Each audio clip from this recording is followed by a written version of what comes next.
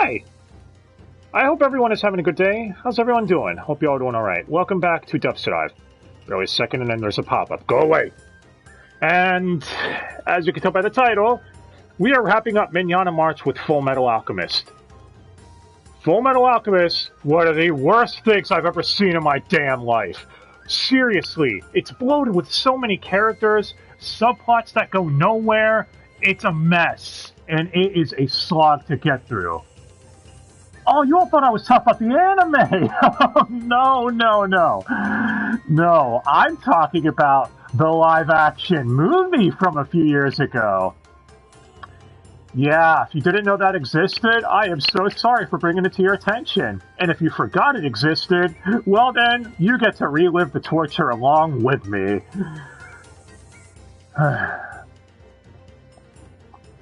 For those who are unaware, Fullmetal Alchemist was a manga series written by Hiromu Arakawa that ran from July 01 to June 2010 and was published in the Square Enix Shonen Genga comics. Gengan. I don't know why I said Genga.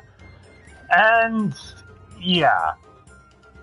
It tells the story of, obviously, a world of alchemy, where two brothers, Ed and Al, must set out on an adventure because, you see, their mother fell tragically ill and died, and the two of them tried bringing her back with alchemy and violated the taboo of human transmutation. Because of that, Ed, the older brother, lost his right arm and left leg, while Al lost his entire body, and now his soul is forever tethered to a suit of armor. They are on a quest to retrieve what is known as the Philosopher's Stone, something that could bypass the laws of man so they can get their bodies back. And, yeah, Ed joins the state military, becoming known as the Fullmetal Alchemist, because everyone there has a title, etc. I had to get that setup out of the way so you all at least know where we're going. If you haven't seen Fullmetal Alchemist, I highly recommend watching either of the anime adaptations. The one from 2003, or the one from 2009, I want to say, 2008, 2009, FMA Brotherhood. Both of them are really, really good, and they're both up on Netflix as well. Forget this POS. Trust me, I can sum it up for you right there. And for anyone who wants my own opinion real quick about Fullmetal Alchemist and which anime I think is better, I think they both have their strengths and weaknesses. But I will say Fullmetal Alchemist as a franchise is easily my #1 favorite anime series of all time. Yes, that includes both 03 and Brotherhood. I can't pick one. That's not fair asking me to pick a favorite. But yeah, needless to say, I'm going to be spoiling the hell out of both animes when comparing it to them when we get to this POS. You've been warned. And if you don't understand what I'm raging about, well, that's on you for, I guess, not watching FMA. Jokes aside, though, let's get into this. So my recollection of Fullmetal Alchemist, I got into it when Adult Swim would rerun the original 03 anime late 2008, early 09, and I'm not gonna lie, 09 was kind of a shitty year for me personally. 2010 wasn't much better, and at that point they'd started airing FMA Brotherhood. Fullmetal Alchemist was one of the animes that helped me through a lot, like most of you I'm sure, who have seen it. And yeah, it's easily up there as an important franchise to me personally. I gotta stop repeating myself. But dealing with themes of getting over important loss, learning to deal with what you have instead of being angry about what you don't, and to be careful at the idea of hubris and how basically trying to get greedy or going after something that's theoretically impossible to obtain can drive one to go mad. It deals with a lot of heavy themes, including discrimination and other things like that as well. And it does it in a very mature, well-written manner. So, of course, fell in love with the series. But let's get to the movie, shall we? Enough build-up. Production on the film apparently was supposed to begin in 2013, under director Fumihiko Sori, known for directing Dragon Age Dawn of the Seeker and Appleseed, the 2004 adaptation. So he's got something to his name, I suppose. But apparently it wasn't to be when the budget wasn't quite there, neither was the technology, according to him. So it would languish in development hell until rumors were circulating in 2016 that filming had begun. I hope this wasn't true. I had already been burned by Dragon Ball Evolution. Yeah, I saw that piece of shit opening day. Now you know why my mind is so fucked up, don't you? Anyway, unfortunately, on December 31st, 2016, it was revealed to be true as a New Year's announcement, so to speak, that the film was being produced and made, and it would be released in 2017. I already knew shit was wrong when in July of 2017, the film hadn't even come out yet, and they announced a sequel. You don't do that! Come on! Talk about counting your chickens before they hatch. Or counting your alchemists before they hatch, huh? I'm sorry. This movie made me lose my mind. Anyway, the movie would premiere in Japanese theaters December 1st in 2017 and only grossed $8 million. That is fucking horrible. Compare that to Demon Slayer, and I think you get the idea. Is that a fair comparison? Maybe not, but I don't care. Anywho, Netflix would ship the film out themselves on February 19th, 2018, and it claims it came complete with an English dub. No, it did not. That is a lie. I watched the movie the second it went up. There was no dub. There was English audio description, which, by the way, was beyond busted. The English audio description, for blind people like me, had the guy read off the subtitles on screen. The actors were still speaking Lebanese in the background, so it made it really dumb. And no, even after adding the English dub, they still didn't fix that issue. If you put on English audio description, there is no dub. It's just a guy reading the subtitles still. How did Netflix fuck this up so colossally? We haven't even got to the movie yet, and I'm already pissed off. Anyway, the dub would be added, I guess, later that day, but at that point I had already seen the movie, which clocks in at 2 hours and 15 minutes.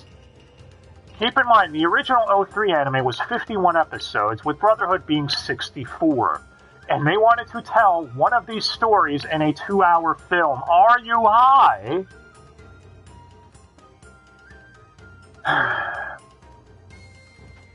As far as the movie goes, special effects were considered very cheap. They used all of their entire budget making Al into a CGI splooge monster. Why would you do that? Come on, guys! You could have just had a guy in a suit of armor and filmed him doing the actions. Would it have been hot as hell? Probably. But I mean, directors used to do that sort of shit in the past. Oh, I'm sure some still do to this day, I don't know. But either way, I feel like that would have been the better way to go. And, yeah, about the music. Generic and forgettable. Really? You guys couldn't even license the song Brothers, the one song everyone remembers from the 03 anime, which, by the way, Vic Mignogna did a cover of that song. Y'all should look it up. It's great. And, yeah. I don't know, man. Let's just get to the dumpster diving part of this. So, first, we have our protagonist, the older brother, Edward Elric. Voiced by the man, the myth, the legend, Vic Mignogna. Easily his most known role, right up there with Broly. Obviously, you all have been paying attention, or if you all have been paying attention, he voices Ikaku in Bleach. You've been watching that. If you've been watching our Dubster Dives on that, you know, got a shameless plug and all that stuff.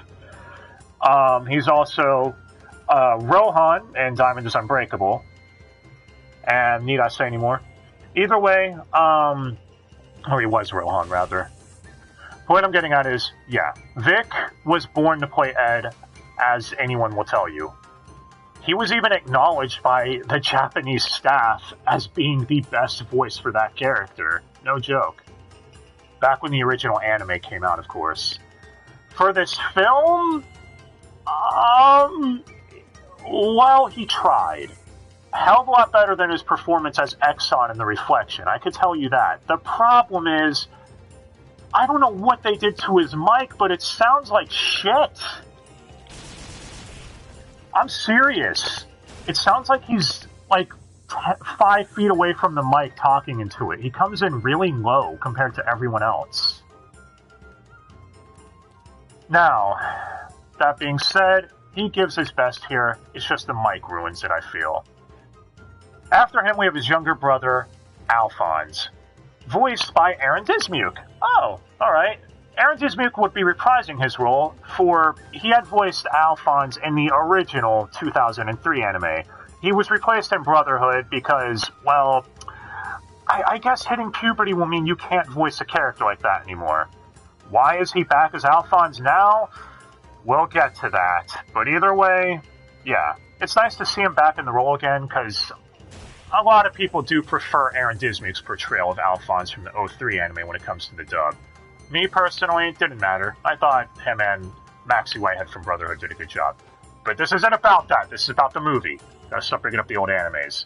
Maybe that's because that's what I'd rather be fucking watching. Okay, Aaron Dismuke as Alphonse. He tries, but again, the mic filter ruins it. Let's get that out of the way right now. The mic filters they put on some of these characters are fucking garbage. They suck. They make the characters, the ones that have them, sound terrible. For those who aren't aware, in the original dubs for the two FMA anime adaptations, they actually had the characters talk into like a metal bowl when voicing Alphonse to simulate, talking out of a suit of armor. In this, I don't know what they did, but it definitely was not that. Alphonse sounds like shit. Aaron tries, but he's not really given much to work with either, because Alphonse doesn't get as much shine in this movie. Yeah, this movie primarily focuses on Ed for the most part. Anyway, after him, we got Winry, their childhood friend and Ed's mechanic who developed his prosthetic limbs. Yeah, his prosthetic limbs now. She's basically the one that developed them, and they're called Automail. She is voiced by Caitlin Glass, another reprisal, and the last reprisal we get.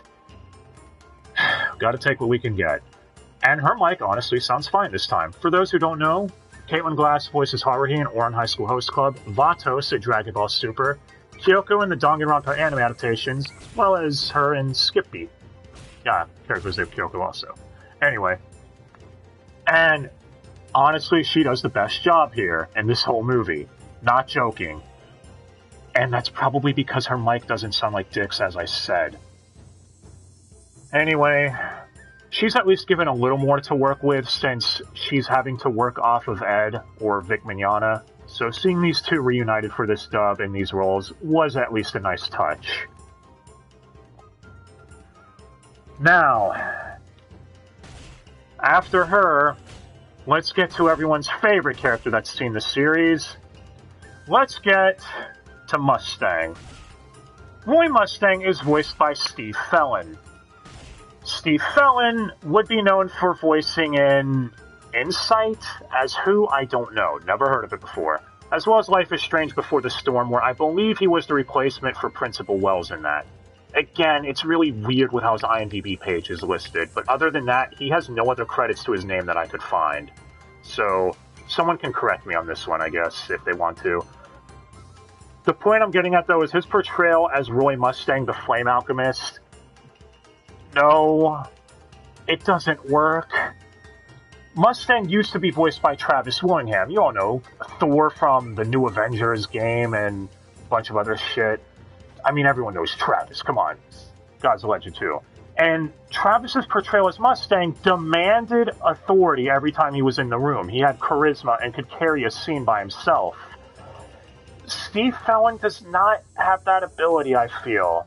It could be down to ADR direction, that's true, but either way, this doesn't work, and I don't understand why they couldn't get Travis back. Netflix hasn't been opposed to paying big money for high voice talent before. Anyway, yeah, Mustang is kind of a miss. After him, we have Captain Maze Hughes? Wait, what? But he's a major in the anime adaptations. Why did they change something like that? Look, I know this is a minor nitpick, but come on.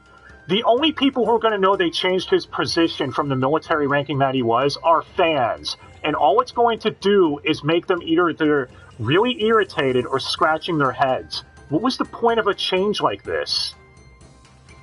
Anyway, Hughes is basically in the investigations department and Mustang's best friend, which is why they share a combined, 5 minutes of screen time together. Maybe a little more. Someone fucked up. Anyway, he's voiced by Matt Mountjoy in this, whose other credits include the Proto-Angelo from Devil May Cry 5. And, yeah, that's about it. As Hughes, he does okay. Hughes is another character who gets a little more in this movie, but I don't know. Everyone knows his personality from the anime is him doting over his wife and, his daughter. You get that in one scene in the whole film. That's it. Anyway, so Hughes is barely a character. That's the problem. It's the same issue as The Reflection. I don't know how to judge these voice actors on as much, mainly because they're not given as much to work with.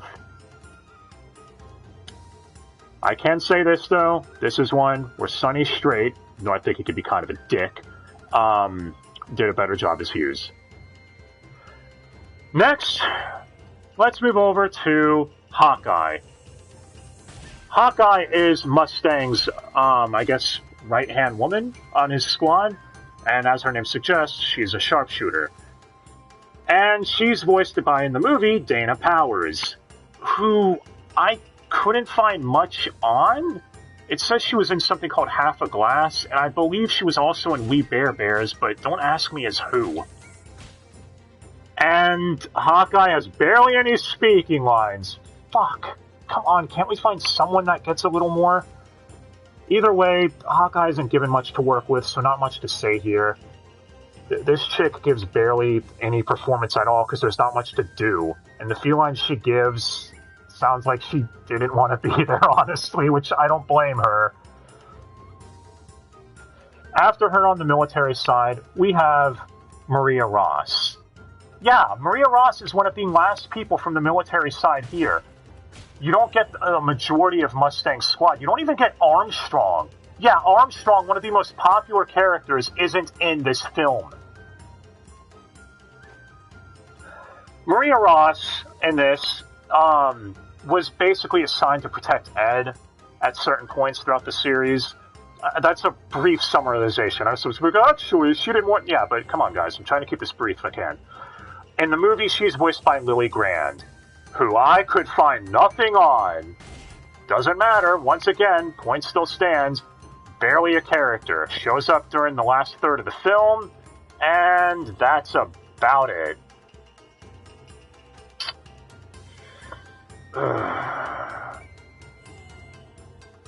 Okay.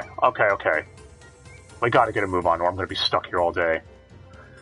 Shao Tucker, the Sewing Life Alchemist. Guess there are a couple of military people left, kind of. Okay, so Shao Tucker's the Sewing Life Alchemist. He's known for, transmuting Chimera. Basically a dog to a cat or some shit. Now, in the original anime, he's voiced by Chuck Huber. In this, Chuck Huber voiced Android 17. In this, he's voiced by Lane Sanderson, whose only other credit I could find is something called Babylon Berlin. Please don't let that be about Nazis. I'm sick of that running joke where everything on this channel comes back to that thanks to Helsing and DAZ-Ray and everything else. Anyway, and Shao Tucker gets a shit ton of screen time in this film. I don't know why. And yes, those who've seen the anime means yes, you know the plotline they try tackling, and they fail at it spectacularly. Anyway, he's not as good as Chuck Huber. I'm gonna put that out there right now. He just sounds like he's talking. Barely acting. Sorry. Anyway, come on, I gotta find someone I know. Oh, here we go. Okay. Someone I can work with, finally! Tim Marco, the Crystal Alchemist. In this, he's voiced by Paul St. Peter. Yes, someone that's actually good! Paul St. Peter, everyone knows as Xemnas from Kingdom Hearts. Yami from Bleach. He's Narrator Kun from Soul Calibur 6. And he gets 2 minutes of screen time in the whole film. Why? Why didn't you have him voice Mustang? He could have commanded authority in the scenes he was in. Or given him Hughes. Or... You know what? Fuck it. Sense is clearly gone here. Why give the voice actors that have shit tons of credibility the main roles? Why would we bother? Oh, look at this. Ryan Bartley's also on the cast list. You guys know the voice of Rom from ReZero or Mai from Death and Request 2, voicing young Alphonse. So she gets 2 minutes of screen time, never to be heard from again in the film except for all his ad voices. You couldn't have her voice Ross or Hawkeye? Really? Guys, I am trying to stay positive here, right? I am. Speaking of which, so yeah, young Alphonse, as I just stated, was her. Young Ed is someone named Christine De Los Santos. I couldn't find anything on this woman. I probably butchered her name, and I apologize. But, yeah. Again, someone not worth mentioning, because they're only in the first 5 minutes of the film. Which is why I wasted time mentioning it. Shit. It's gonna be like 10 hours, isn't it? Alright. Gotta stay positive. Let's move over to the main antagonist of the film. So, the homunculi. Lust. Everyone knows Lust in the original anime that's seen it is Laura Bailey. Laura Bailey being Abby in Last of Us 2. R.I.P. Joel, am I right, guys? Anyway. She's Supergirl in Injustice 2. She's Black Widow in the Avengers. The Avengers game, obviously. Now, in this, who do we get? Caitlin Elizabeth. Known for being Bridget and Abel in Fire Emblem Heroes, as well as voicing Kate in Gundam Thunderbolt Bandit Flower. Wait, Caitlin Elizabeth voiced Kate. Damn it. Fucking cast decisions. Stop casting people just because it's their name. That's silly. Whatever. In all fairness to her, Caitlin Elizabeth does try giving a decent performance as Lust. I can't be mad at it because she was handed a top-notch role that everyone is familiar with from Laura Bailey. It's just unfortunate she's no Laura Bailey. Laura Bailey was able to make Lust sound, well, very seductive and carry every scene she was in. Caitlin Elizabeth tries, but yeah, it's just not the same, I feel. Overall, though, she did okay comparatively. Could have been a lot worse. After her, we have Envy, voiced by Brian Anderson, who's been ad voices in a bunch of anime, and that's all I got. That's seriously all I could find on this man. If someone wants to tell me something I missed, please feel free to do so. Now, in the original anime, Envy is voiced by Wendy Powell, and it's another situation where that's Wendy Powell's best performance, and we're going to Brian Anderson, who, honestly, there's not much to say here. Not because he's a bad voice actor, but there's no time to really judge that because of Envy's ability. Envy, I already gave spoiler warning, Envy can shapeshift into anyone, and because of that, Brian Anderson only gets to voice the character in basically the final act of the film. And, yeah, I guess he did alright. Not much to really say on the topic for him. After that, the last homunculus that makes an appearance is Gluttony, voiced by Mark Allen Jr., who actually does have a couple of credits. He's Renkoa, if that is how you pronounce that, from Magi, and Nicholas from Hunter x Hunter, the 2011 edition. And, yeah, Chris Kasem, who voiced him in the original, this guy is not. He tries, though, and I'm not going to give him shit for that. Honestly, he's one of the better voice actors in this dub, so well, I'll give him a pass. As far as anyone else that are standout, well, Cornello, the false prophet from Lior, is Jameson Price, who's the second voice of Chad in Bleach, Tager from BlazBlue, Sojiro from Persona 5. Look, I gotta take what I can get here, okay? And the sad part is, Jameson Price is another one who's only in 5 minutes of the film. Can you guys stop doing that? Come on! Give the veterans the main roles, and give these guys who are just getting into it the side roles. I thought that's what you're supposed to do in times like these, especially with a hype IP like FMA. This isn't a B-tier project. At least not supposed to be. Alright. We gotta bring this down, because my bullshit senses are tingling. Meaning I can't take this bullshit more. But okay, so... as far as any other dub-isms, well, of course there's a bunch. Gracia Hughes, who's Mae Hughes' wife, is Ryan Bartley. There we go. She voiced another character. And you get a lot of ad voice recycling from some of the main cast. None from Vic, Aaron, or Caitlin Glass, at least, so yeah, there's that. The ADR director for this dub, as well as the scriptwriter, was Tyler Rhodes, someone I've never heard of in my life, and man, I feel bad for this dude, because being handed a project like this must have sucked. You knew the live-action movie was going to be hated no matter what it did, and... well, that's not true. The Rurouni Kenshin films are said to be okay. But either way, you know this guy had an uphill battle to fight. Now, there are some weird dubisms I did notice, though, in terms of the script. So the city is called Lior, right? Not in the film, it's called Rial. Yeah, you know, like Monica Rial. I guess she is the size of a city, but yeah. Gotta love those L&R translations when you're going from Japanese to English, huh, guys? Also, as I stated, when Ed and Al try bringing back their mother, during the beginning, Ryan Bartley and Christine Santos voices their younger counterparts. Yet when Ed has a nightmare giving a flashback to those events, it's Vic. Is that a plot hole? Or... I don't know. Maybe it was a style change, because, again, he was having a nightmare, so maybe it was just him reliving that memory as his adult self. But alright. How about the movie itself, though? How shit is it? Well, a 2-hour film trying to cover all of the conspiracy inside the military factions, the riots in Lior get mentioned, the Tucker plotline, Alphonse being told he has false memories plotline, they mention the Ishbalan War, the homunculi.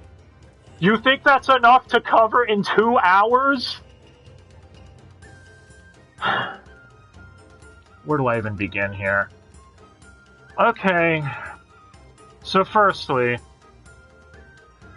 let's start with the Lior plotline. Yeah, I know the movie calls it Rial, but I'm going to call it Lior because, you know, grew up with the dub from the 03 and 09 series, Brotherhood, whatever.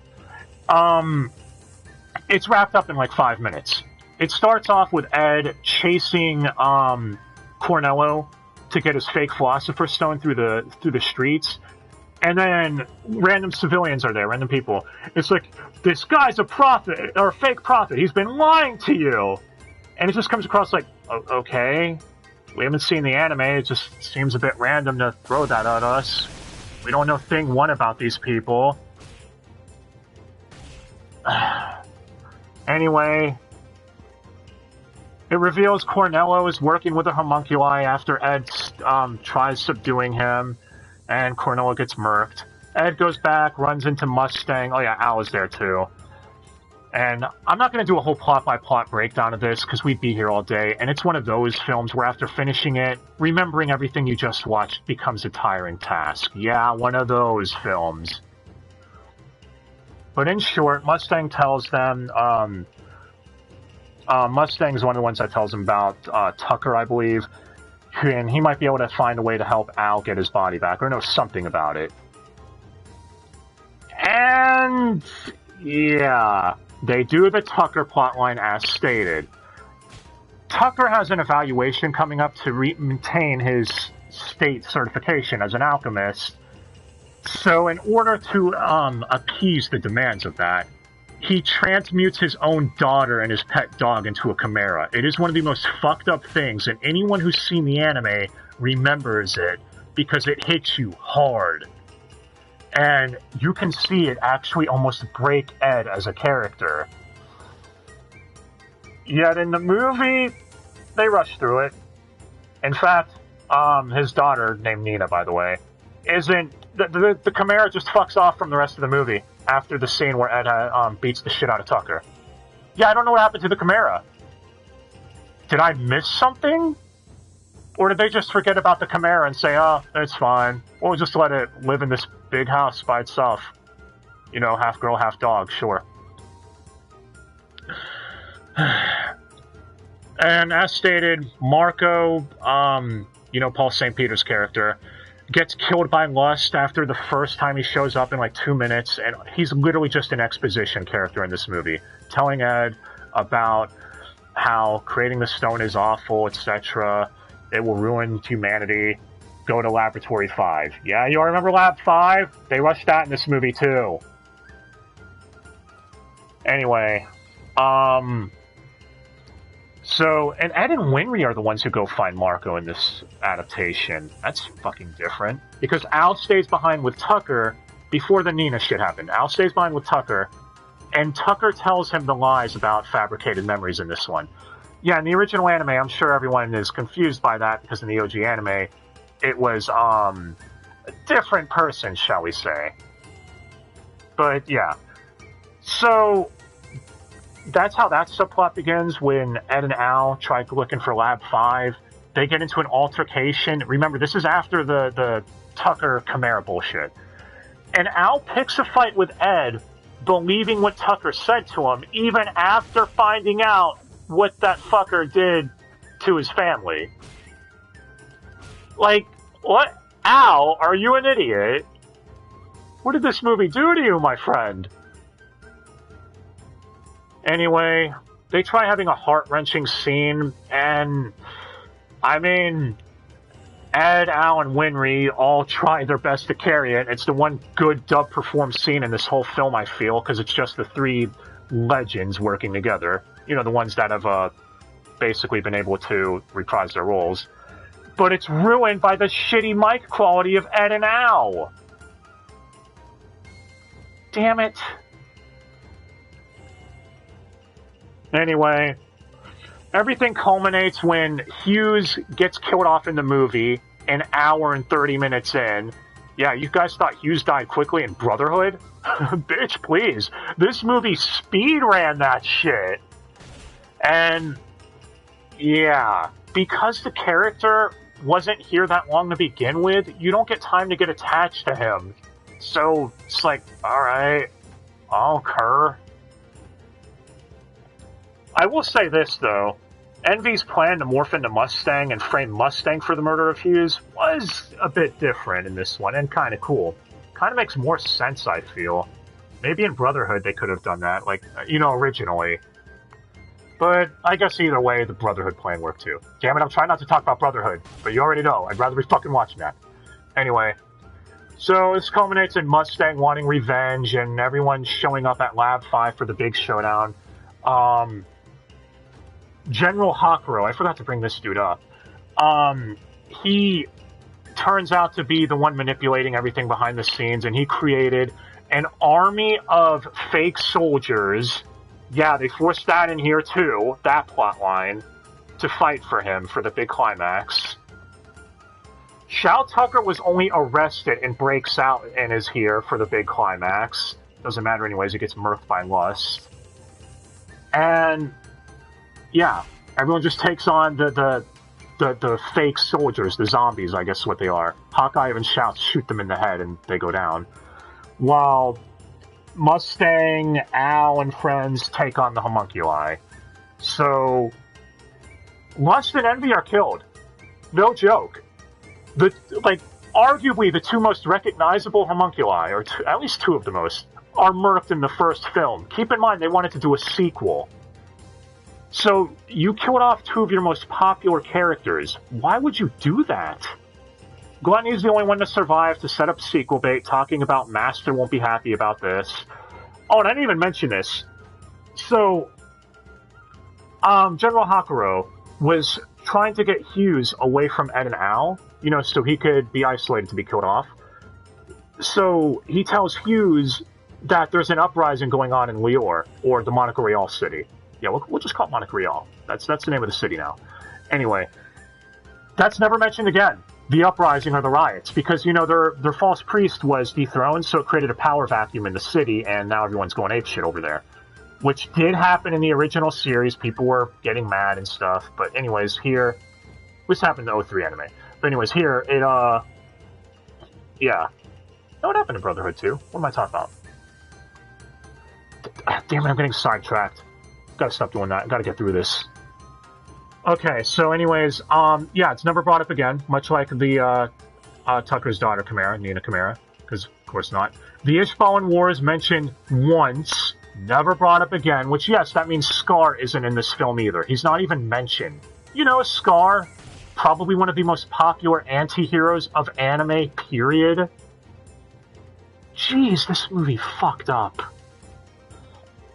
But alright, I gotta wrap this up. I'm gonna be here all year. Okay, so the final scene is Ed getting the opportunity to see Al's body at the other side of the alchemy gate, or whatever you want to call it, and saying he'll be back for him. Mirroring the scene from Brotherhood, but again, not as well done because this movie sucks. The movie ends with them saying he'll get Al's body back some way, and yeah, it's basically it. I know I abridged the hell out of it, left out some key moments, like about the fake Philosopher's Stones and everything, but guys, this movie sucks. Just stay away. Alright? I'm sorry. It crammed in so much. It was literally a mess. And because Alphonse didn't get as much screen time to shine, you barely got a feel for his true personality. Same with half the characters, really. And, yeah. This is obviously getting an F from me. I don't need to say why, do I? You know, a live-action FMA movie could have worked, too. That's the stupid part. If it was properly paced, the budget was stretched out a little more, the special effects were better, because I heard they were absolutely atrocious, with the exception of Alphonse, and maybe, I don't know, have Al be a legit guy in a suit of armor playing the character. Yeah, you could dub over him with a voice, that'd be fine.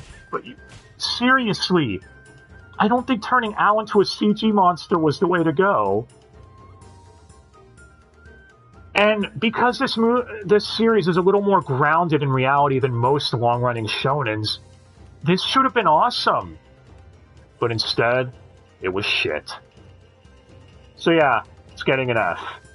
2 Fs in a row on Dubster Dive. What a way to wrap up Season 2 of this series, huh? Anyway, guess that's about it. I hope this movie doesn't get a sequel. Please don't let it. And you know the most disappointing part of all? At least for the time being, this will be the final time Vic Mignogna gets to voice Ed. What a way to close out FMA, huh? Fuck this movie. And, yeah, now that there's rumors FMA might be next to get a remake, why? It doesn't need one, that's what Brotherhood was in the first place. I kind of don't want that to happen either. This is one of those things where Vic was born to play Ed. Everyone has that one role that symbolizes them as a voice actor, you know, that they were basically, well, and actors too have that they were basically born to play. David Hayter as Solid Snake, let's see, Cam Clark as Leonardo, or Liquid Snake from Metal Gear. Yeah, he got 2, he was lucky. Leonardo from Turtles, obviously. And, yeah. I don't know, man. Oh. Wow, I was so pissed off. I didn't even mention some of the roles Aaron Dismuke did I? Well, things are a little out of order on this one anyways, because this movie sucks so much, so clearly I suck at my job too. Aaron Dismuke, Senku from Dr. Stone, Mark's Black Clover, Arslan, the Heroic Legend of Arslan, and yeah. So, if you stuck around for that, there you go. Oh, I fucking hate this movie. It's making me go mad. Anyways, yeah. This is it. Thank you all for joining me for this Mignogna March. Fuck, this one was not as hype as the last one, I agree. But hey, on a positive note, Kakaishi's up on Crunchyroll now, a show we covered last year and no one had the rights to it. Now Discotech has it. The entire dub, too. I would recommend watching that instead of this piece of garbage. Man. Maybe someday FMA will get a good live-action adaptation, but I hope no one attempts this again anytime soon. More often than not, these are misses rather than hits. Anyway, let me know what you thought of the FMA live-action movie, or if you have any memories of either of the original animes. Let me know. Love to talk about it with you guys, because, yeah, FMA is very important to me. It was actually obviously the role, like so many of you, that put Vic Mignon on the map for me, and made him my favorite voice actor like he is today. And if you have any other shows you'd like us to cover, please, let me know. Be it on Twitch, YouTube, etc., wherever you're watching this at, and maybe we'll get to them at some point. As far as next on Dubster Dive, I think we're going to primarily focus on Bleach to get that out of the way, so we can get a move on with that. It's about time. But thank you all so much for watching. Sorry if this one seemed a little more anger-inducing and rant-happy. I told you all how important FMA was to me, and the fact that this piece of garbage pissed all over the face of it did not help things. So yeah, getting an F. It's not Gilgamesh levels of shit, mainly because I saw the effort of what they were trying to do, but it's another tale of being too ambitious. Ironically, one of the themes of FMA, be careful about being too ambitious and too greedy. Otherwise, well, it'll turn out shit for you. But that's all I got, guys. I hope you all have a great day. Thank you again so much for watching, and till next time. This was fun. I like doing Dubster Dive. It's cool. I hope you all do too.